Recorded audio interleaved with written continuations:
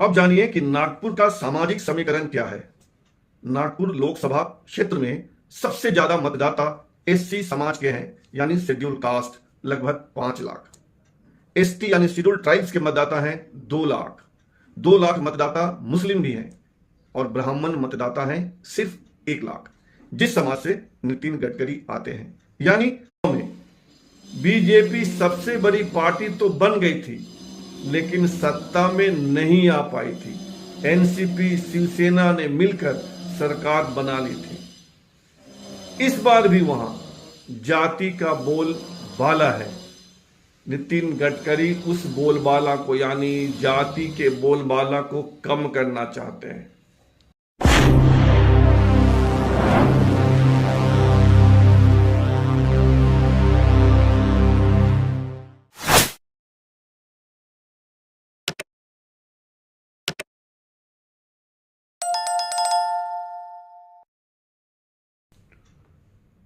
नमस्ते। नितिन गडकरी चौंकाने का दूसरा नाम है, वैसे ही जैसे कभी कभी नरेंद्र मोदी चौंका देते हैं। और इस बार तो गडकरी ने जबरदस्त चौंकाया है, गजब का चौंकाया है। उन्होंने कहा है, जो करेगा जात की बात उसको मारूंगा कसकर लात। पहले सुनिए गडकरी की बात। जो करेगा जात की बात उसको मारूंगा कसकर लात। जो करेगा जात की बात उसको कसके मारूंगा लात। गडकरी ने ऐसा क्यों कहा? नेता है गुरु, कुछ तो बात होगी। नेता ऐसे ही नहीं बोलते। ऐसा नितिन गडकरी ने क्यों कहा, बताता हूं आपको विस्तार से। दम साध कर रहिए। जो करेगा जात की बात उसको मारूंगा कसकर लात। नितिन गडकरी ने यह कहा गोवा में बीजेपी प्रदेश कार्यकारिणी की बैठक थी। उसी बैठक में गडकरी ने यह बात कही। क्यों कही, मायने क्या हैं, क्या सोचकर गडकरी ने कहा, सब बताऊंगा।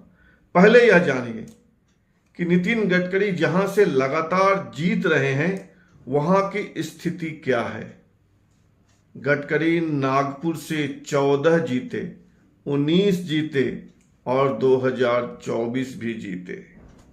नागपुर वह सीट है जहां से बीजेपी गडकरी के पहले सिर्फ एक बार जीती थी, 1996 में, जब बीजेपी की टिकट पर बनवारी लाल पुरोहित जीते थे। यानी जिस नागपुर में राष्ट्रीय स्वयंसेवक संघ का मुख्यालय है, वहां बीजेपी गडकरी से पहले सिर्फ एक बार चुनाव जीत पाई थी और नितिन गडकरी लगातार 3 बार से जीत रहे हैं। यानी नागपुर में बीजेपी को मजबूती देने का काम किसी ने किया तो नितिन गडकरी ने किया। नागपुर महाराष्ट्र की उपराजधानी है। वहां विधानसभा की 6 सीटें हैं और 6 में से 4 पर अभी बीजेपी का कब्जा है। अब जानिए कि नागपुर का सामाजिक समीकरण क्या है। नागपुर लोकसभा क्षेत्र में सबसे ज्यादा मतदाता एससी समाज के हैं, यानी शेड्यूल कास्ट, लगभग 5 लाख। एसटी यानी शेड्यूल ट्राइब्स के मतदाता हैं 2 लाख। 2 लाख मतदाता मुस्लिम भी हैं और ब्राह्मण मतदाता हैं सिर्फ 1 लाख। जिस समाज से नितिन गडकरी आते हैं, यानी नितिन गडकरी चुनाव जीतते हैं अपनी मेधा से, अपनी प्रतिभा से, अपने काम से, अपने व्यवहार से। वे जाति के बल पर चुनाव नहीं जीतते हैं। उन्हें सभी वर्ग के, सभी जातियों के, सभी धर्मों के मतदाताओं का प्यार मिलता है। सभी वोटर्स उनको चाहते हैं, तभी तो लगातार 3 बार से चुनाव जीत रहे हैं। नितिन गडकरी की खासियत है वे सबका काम करते हैं। उन्होंने गोवा की बैठक में कहा भी है कि जो मुझे वोट देगा उसका भी काम करूंगा, जो मुझे वोट नहीं देगा उसका भी काम करूंगा। नितिन गडकरी न सिर्फ सबका काम करते हैं, सभी क्लास के वोटर्स गडकरी को प्यार भी करते हैं।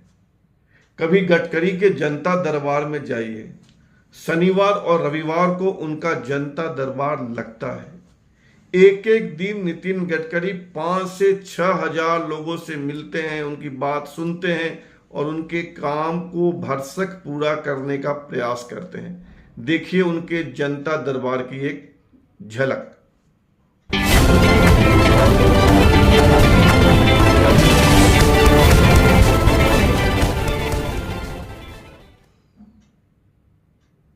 यानी नितिन गडकरी लोकप्रिय क्यों हैं? धर्म की बदौलत पर नहीं, जाति के दम पर नहीं, तो फिर उनको लोकप्रिय पूरे देश में क्या बना रहा है, कौन बना रहा है? उनका काम, उनका व्यवहार, और ऐसे हालात में उनको और ज्यादा लोकप्रियता कैसे मिलेगी? धर्म के बल पर नहीं, जाति के बल पर नहीं, उन्हें लोकप्रियता मिलेगी ऐसे ही स्लोगन से। किस स्लोगन से? कि जो करेगा जात की बात उसको मारूंगा कसकर लात। Nitin Gadkari PM in waiting हैं, यानी प्रधानमंत्री का पद, पीएम की कुर्सी नितिन गडकरी का इंतजार कर रही है। या इसे यूं भी कहिए कि नितिन गडकरी प्रधानमंत्री पद की आस में बैठे हैं। मोदी के बाद कौन? जब यह सवाल उठता है तो 3 नाम सामने आते हैं, नितिन गडकरी, शिवराज सिंह चौहान और योगी आदित्यनाथ। अब समझिए कि पूरे देश में अगर नितिन गडकरी को लोकप्रिय होना है तो वह कैसे होगा? काम से तो होगा, व्यवहार से तो होगा, लेकिन इस देश में पिछले 40 साल से, 1990 से, यानी लगभग 44 साल से जो राजनीति हो रही है वह धर्म के नाम पर हो रही है, वह जाति के नाम पर हो रही है, वह मंडल और कमंडल के नाम पर हो रही है। इसी देश में डॉक्टर अंबेडकर ने, डॉक्टर राम मनोहर लोहिया ने जाति तोड़ो का अभियान चलाया था। यानी 44 साल की जो एक रास्ता है जाति और धर्म की राजनीति, उसको नितिन गडकरी तोड़ने जा रहे हैं इस नए स्लोगन से।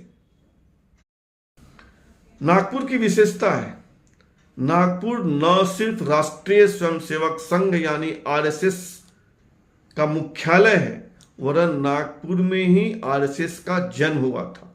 1925 में डॉक्टर केशव बलिराम हेडगेवार ने नागपुर से ही संघ की शुरुआत की थी।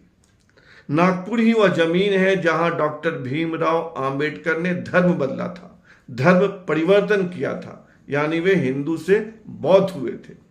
उसकी याद में या डॉक्टर अंबेडकर की याद में नागपुर में दीक्षा भूमि बना हुआ है, बड़ा सा स्मारक बना हुआ है।